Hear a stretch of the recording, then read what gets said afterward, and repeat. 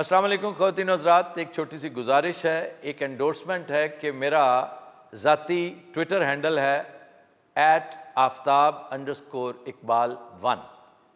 I repeat @aftab_iqbal1. اس میں اے بھی capital ہے، آئی بھی کیپٹل ہے. اس کے علاوہ جتنے بھی ہیں ان کا میرے ساتھ کوئی تعلق نہیں ہے.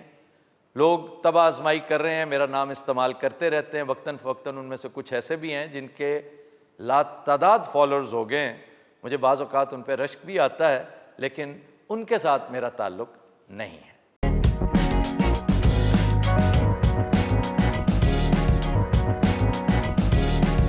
السلام علیکم خواتین و حضرات، فیس ٹو فیس میں ہوں آفتاب اقبال اور میرے ساتھ بارسلونا سے شریک گفتگو ہیں احمد کمال. آج پہلا موضوع ہمارا ہوگا بھارت میں عمران خان اور اسٹیبلشمنٹ پر کس طرح کی گفتگو جاری ہے، بھارتی میڈیا اس سارے معاملے کو کس آنکھ سے دیکھ رہا ہے اور کیا کیا نزاکتیں دیکھنے کو مل رہی ہیں، کیا کیا ششکے اور کیا کیا جلوے ہمیں وہاں کے دانشوروں میں دیکھنے کو ملتے ہیں. گور آریہ پر بھی بات ہوگی. میجر آریہ ایک دلچسپ آدمی ہے، ان کی باتیں انٹرسٹنگ بہت ہوتی ہیں، ان کے اوپر گفتگو کرنے کو بہت دل چاہتا ہے، ان کے ساتھ براہ راست انٹریکٹ کرنے کو دل چاہتا ہے. اور اللہ نے چاہا تو کبھی کسی دلچسپ موضوع پہ ہم ان کے ساتھ ایک اسکالسٹک نوعیت کی بحث، ایک گفتگو ضرور کریں گے. جی، انڈین میڈیا کے بارے میں بات کرتے ہیں کہ وہ جو ایسے مہربان بن کے آئے ہیں افواج پاکستان کے لیے، جو پاکستان بننے سے لے کے افواج کے لیے آئی تھنک ہمیشہ اچھے جذبات رکھتے تھے. وہ میں اس کو اگر انورٹڈ کاماز میں کہوں تو جی سمجھ آ رہی ہے لوگ، میری مسکراہٹ کافی ہے اس کے لیے. دین اچانک اگر ہم دیکھیں پچھلے کچھ دنوں سے گورو آریہ کو دیکھ لیں یا انڈین میڈیا کو دیکھ لیں، وہ جس طرح پریزنگ کر رہے ہیں آرمی کی، تو وہ آئی تھنک بڑا عجیب بھی ہے اور امیزنگ بھی ہے اور بڑا مزے کا لگ رہا ہے. اور عمران خان کو کس طرح سے وہ ویلن بنا رہے ہیں اور آرمی کو کس طرح سے وہ پمپ کر رہے ہیں. تو اس کے بارے میں آپ کی بھی ٹیک لینا چاہوں گا کہ آپ کیا اس کو دیکھ رہے ہیں، کس اینگل سے، کس زاویے سے، کس طرح دیکھ. سب سے پہلے تو میں اس پہ چھوٹی سی ایک ٹیک آریہ کے حوالے سے ضرور دوں گا، کیونکہ ان کی بات جب بھی آتی ہے میں اسے سنجیدگی سے لیتا ہوں، دیکھتا ضرور ہوں اور لاتعداد چیزوں سے، بلکہ پریٹی مچ 80% چیزوں سے اختلاف کرتے ہوئے، بلکہ 90% میں سنتا ضرور ہوں، کیونکہ ان کی باتیں دلچسپ ہوتی ہیں، آرٹیکولیشن ہوتی ہے ان میں. بعض اوقات وہ بلو دا بیلٹ چلے جاتے ہیں، شاید ان کے کام کا، ان کی ڈیوٹی کا تقاضا یہی ہے. میں نے جو کلپ دیکھا وہ چند دن پرانا ہے، پروبیبلی جس دن توشہ خانہ والا معاملہ ہوا تھا، اور ایک وہ ہے اور ایک یہ مجھے اس سے کچھ آگے پیچھے کا لگتا ہے. اس میں کٹس اتنے زیادہ ہیں کہ پتہ نہیں چلتا کہ یہ امیڈیٹلی عمران خان کی فراغت سے متعلق ہے یا توشہ خانہ والے فیصلے کے دن تھا. لیکن صرف اور صرف ایک چھوٹا سا دوستانہ مشورہ خیر سگالی کے طور پہ، دیکھیں پہلی بات خیر سگالی کی ہی ہونی چاہیے. اگر انہوں نے اتنا محبتوں بھرا پیغام دیا ہے عمران خان کے لیے کہ جی عمران خان کو وزیر اعظم بنا دو 5 نہیں 10 سال کے لیے، ہمیں کچھ اور کرنے کی ضرورت نہیں ہے، اس ملک کے حصے بکھرے وہ خود ہی کر ڈالے گا، وہ یہ کر دے گا. بھائی پہلی بات کی حد تک میں آپ سے اتفاق کرتا ہوں کہ اسے وزیر اعظم ضرور ہونا چاہیے، 5 نہیں 15 سال کے لیے، 20 سال کے لیے، جتنی اس کی عمر ہے. اللہ تعالیٰ اس کی عمر دراز کرے اور وہ خود نہ ہو اپنے جانشین ایسے چھوڑ جائے کہ ریٹائر ہونے کے باوجود وہ باہر بیٹھ کر کوچنگ ایسی شاندار کرے گا، کیونکہ اس کی ساری سیاست، اس کی ساری جد و جہد ایک چیز پر مبنی ہے اور وہ ہے سچائی، ٹروتھ. میں خیر سگالی کا تذکرہ کر رہا تھا، وہ یہ تھا کہ آریہ صاحب آپ بڑے آرٹیکولیٹ آدمی ہیں، ریسرچ اپنی نوعیت کی خوب کرتے ہیں، لیکن بولتے وقت اس چیز کا خیال رکھا کریں کہ آپ نے گفتگو کا آغاز کچھ اور کہہ کر کیا اور اس کو کنکلوڈ صریحاً 180 ڈگری پہ کر دیا. تو اس سے آپ کے دیکھنے والے، سننے والے کنفیوز ہو جاتے ہیں. وہ سمجھتے ہیں کہ یا تو میجر صاحب چیزہ لے رہے ہیں اور یا خدا نخواستہ، I don't want to use the word گھامڑ، لیکن لوگ یہ سمجھ لیتے ہیں کہ میجر صاحب کہیں گھامڑ تو نہیں ہے کہ انہیں پتہ ہی نہیں کہ اس کو کنکلوڈ کیسے کرنا ہے. یہ بھی ہو سکتا ہے کہ فرط جذبات میں وہ اس قدر بہہ گئے ہوں کہ انہیں خیال ہی نہ رہا ہو کہ آج انہوں نے کیا بات کرنی ہے, آج کا موقف کیا, کیونکہ سٹاک مارکیٹ میں ہوتا ہے نا آج کا ریٹ, آج کی مارکیٹ, آج ہم نے کیا کہنا ہے, کل کیا کہا تھا, آج صریحاً ڈیفرنٹ ہے. تو اس طرح کی سچویشن ہوگی. پھر جتنا گودی میڈیا ہے, جتنا گودی میڈیا ہے وہاں کا, وہ عمران کو اس طرح پورٹرے کر رہا ہے جیسے وہ کوئی فرینکنسٹائن ہے, جیسے اس نے تو اس قدر بے ادبی کی ہے کہ جیسے انڈین اسٹیبلشمنٹ کو کچھ کہہ دیا ہے, اور اس گناہ کی پاداش میں اسے انڈمان آئلینڈز بھیج دیا جائے گا. اور اس سے صاف پتہ چلتا ہے کہ ان ہولی الائنس وہ اپنا رنگ کس طرح دکھا رہا ہے. اور بڑے ہی افسوس سے کہنا پڑ رہا ہے, یہ میں آخری بات یہاں پہ کنکلوڈ کر رہا ہوں, پھر یو گیو یور ٹیک, کہ دیکھیے ادھر ہم آپس میں چھینا جھپٹی کر رہے ہیں, جوتم پیزار ہیں تمام سیاسی جماعتیں بشمول P T I, establishment versus P T I versus establishment, all parties versus P T I versus all parties, people versus people, polarisation inverted commas میں ایٹ اٹس کریئر بیسٹ ہمارے ہاں دیکھی جا رہی ہے. اور عین اس وقت بھارتی انتہائی اہم وزیر, کیبنٹ کا ممبر, حکومت کا اسپوکس مین, وہ کہہ رہا ہے کہ ہماری جد و جہد جو ہے اور ہماری نظر اس وقت جو ہے وہ گلگت بلتستان پہ ہے, کہ گلگت بلتستان انہوں نے کیسے ہتھیا لیا ہم سے. جسٹ امیجن کہ وہ کیا کہہ رہے ہیں اور عمران کے بارے میں ان کے نظریات کیا ہیں. نواز شریف جتنی دیر اقتدار میں رہے ہیں ابھی نندن کا نام نہیں لے سکے. وہ کاش انہوں نے ایک دن ہمت کی ہوتی, انہیں احساس ہوتا کہ بہادری کا ذائقہ کتنا شاندار ہے, اس پھل کو بھی انہیں چکھنا چاہیے تھا. بڑے میوے چکھے ہیں انہوں نے زندگی میں. پھر انہوں نے کبھی کنڈیم نہیں کیا مودی صاحب نے جو کچھ کیا کشمیر کے حوالے سے. دیکھیں یہ سارا سلسلہ اپنی جگہ پر, پھر ہماری اسٹیبلشمنٹ کی جس طرح بلائیں لے رہا ہے انڈین میڈیا, اور عمران خان کو نگیٹ کرتا چلا جا رہا ہے, اس سے بہت سارے در خود واہ ہوتے ہیں. اب میں بال آپ کو دے رہا ہوں, آپ اس کو گول میں پھینکیں. ایگزیکٹلی, میں اس میں ایک دو چیزیں ایڈ کرنا چاہوں گا کہ گلگت کے ساتھ ساتھ انہوں نے آزاد کشمیر کا بھی ذکر کیا ہے کہ ہم آزاد کشمیر کو بھی واپس لیں گے. اگر ہم دیکھیں کہ سب سے زیادہ اس پورے پروسیس میں ان ویڈیوز کو سب سے زیادہ وائرل کون کر رہا ہے, نون لیگ کر رہی ہے. اور نون لیگ ان انڈین گودی میڈیا کی جو ویڈیوز بنا رہی ہیں, وہ سارے بیانات دے رہی ہیں, یا گوریم آرے گوریا جو بات کر رہے ہیں, ان تمام کو وائرل کرنے والے کون ہیں, نون لیگ ہیں, نواز شریف ہے, یہ سارے لوگ ہیں. سملرلی اگر ہم بات کریں ریسنٹلی اور پاس میں ہم جائیں, پاس میں ہم بات کریں نواز شریف کی, تو نواز شریف نے اے این آئی کو, انڈین میڈیا جو ہے ایجنسی ہے, اس کو انٹرویو دیتے ہوئے جنرل فیض حمید کے بارے میں ڈفرینٹ ریمارکس دیے تھے اور ان کا نام لے کر دیے تھے.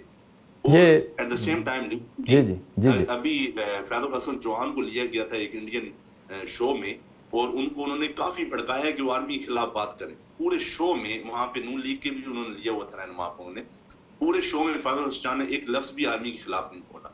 تو یہ بھی ہم دیکھتے ہیں کہ جیسے عمران خان کہتے ہیں کہ میں نے کبھی بھی آرمی کے جنرلز ہیں یا آرمی کے جو اسپوکس پرسن تھے ان کا نام لے کے ان کے اوپر بات نہیں کرنا, تاکہ کوئی بھی ادارہ ہمارا جو ہے اس سے افیکٹ نہ ہو.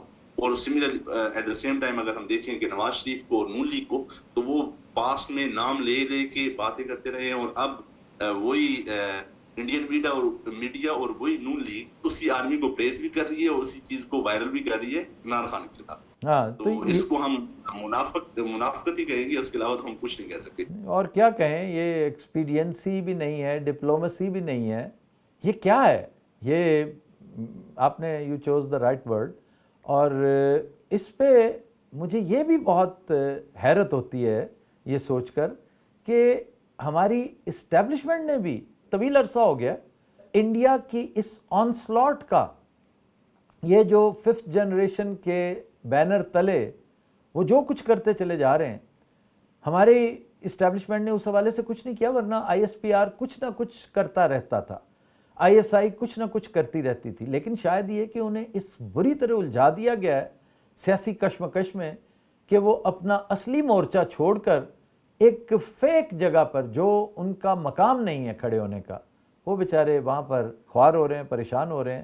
اور دیکھ لیجئے کہ اس غیر حاضری کا کیسا شاندار فائدہ اٹھاتے چلے جا رہے ہیں ہمارے دوست. یہاں پہ میں تھوڑا سا انٹرفیئر کروں گا. एग्जैक्टली सिमिलरली अगर हम जनरल आसिफ गफूर के दौर में देखें तो 5th जनरेशन वार के लिए बहुत ज्यादा काम किया गया। एक्सीलेंट की तरफ से भी एक्सीलेंट काम किया गया। मजे की बात ये है कि वही नौजवान जो 5th जनरेशन वार के लिए तैयार किए गए थे, और वो ट्विटर हो, जितने भी सोशल मीडिया के प्लेटफॉर्म्स हों, उनके ऊपर पाकिस्तान की जो जंग है उसको लेके चलते थे।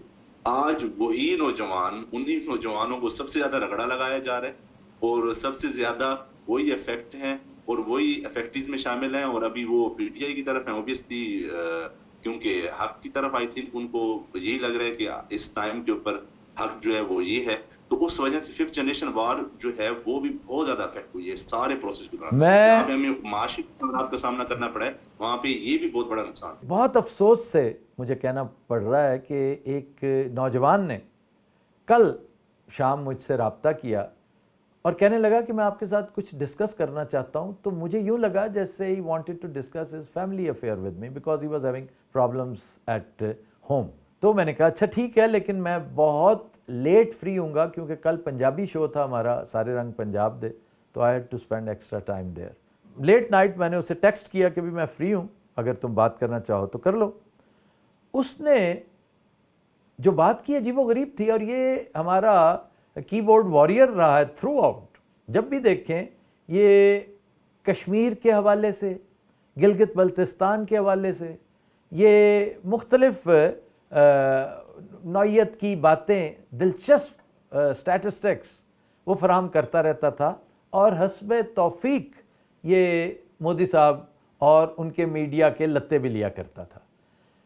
फिर यकायक वो बेचारा ऐसा मातूब हुआ कि अनगिनत उसने रीजंस बताई। उसने कहा जी ये ना कहिए कि मुझे इमरान को सपोर्ट करने की पादाश में तंग किया गया है, बल्कि मैं तो समझता हूँ मेरा गुनाह यही था कि मैंने कश्मीरियों का साथ दिया, और शायद ये बात हमारे यहाँ जो मदारुल वहाम है इस वक्त उन्हें पसंद नहीं आई, क्योंकि मुझे तो अब महसूस हो रहा है कि ये आपस में कोई एक दिलचस्प सा अनहोली रिप्रोशमा ये कर लिया है, जिसकी वजह से ये, जो कि मैं नहीं महसूस करता, मैं ये इंडिविजुअल तो हो सकता है, मैं हमेशा कहता हूँ इंडिविजुअली कुछ भी हो सकता है, लेकिन कलेक्टिवली हम कश्मीरियों को, कश्मीर को, अपने हक को राइट ऑफ नहीं करेंगे, ना कर सकते हैं।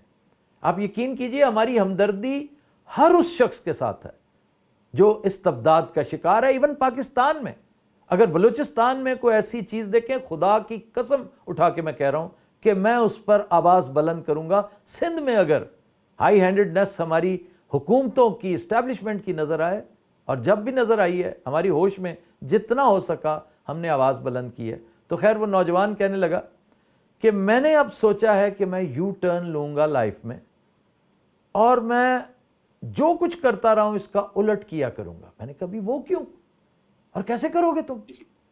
तो कहने लगा कैथारसिस के लिए मैं अपना कैथारसिस करना चाहता हूँ कि मैं आज तक ये 3 साल मैंने झक मारे कि झक मारता रहूँ। मैं ये 3 साल मैं क्या करता रहा हूँ कि बजाय मुझे कम से कम बातों में एक्नॉलेज करने के कि जी मैंने और मेरे जैसे बीसीओ ने बहुत कुछ किया, और इत्तफाक से जो बात आप कर रहे हैं वो सारे के सारे आज मातूब हैं।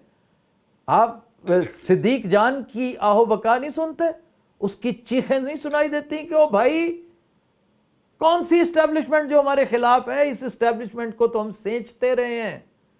हमें खूनी लिबरल्स, ये उसके अल्फाज है, खूनी लिबरल्स इस वजह से मातूब करार देते थे कि तुम इस्टेब्लिशमेंट का स्टूज हो। आज वही इस्टेब्लिशमेंट हमें क्रश करना चाहती है। इससे मिलती जुलती बातें वकार मलिक भी करता है, इससे मिलती जुलती इमरान रियाज खान अबव ऑल, फिर इससे मिलती जुलती बातें मखदूम शहाबुद्दीन वो करता है। अरशद शरीफ क्या था? अरशद शरीफ बहुत सपोर्टिव था इस्टेब्लिशमेंट का, आउट ऑफ द वे जाके, उसकी तो रीज़न समझ में आती है, तो फौज का बेटा था। और उसका वो फड्डा भी मुझे याद है जो जनरल फैज़ हमीद के साथ उसने लिया था, इसलिए कि वो भी अपने उसूल पे कायम था, अपनी बात पे कायम था। उसको नापसंद हुई जनरल साहब की बात, और मैं समझता हूँ उसको इंतहाई खुश उसलूबी से जनरल फैज़ ने हैंडल किया था। मैं बल्कि समझता हूँ टैकल किया था, क्योंकि I was Privi to everything that happened. तो یہ اب کیفیت ہے کہ لوگ اپنا کتھارسس کرنے کا یہاں پہ سوچ رہے ہیں، اور انڈین میڈیا دھڑا دھڑ، یعنی قرب قیامت اس سے بڑھ کر اور کیا ہوگا۔ یہ میری آخری بات ہے کہ گورو آریہ پاکستانی اسٹیبلشمنٹ کو نام لے کر پاکستانی جرنیلوں کو سپورٹ فراہم کر رہا ہے، یہ قرب قیامت کے علاوہ میں کچھ نہیں کہہ سکتا۔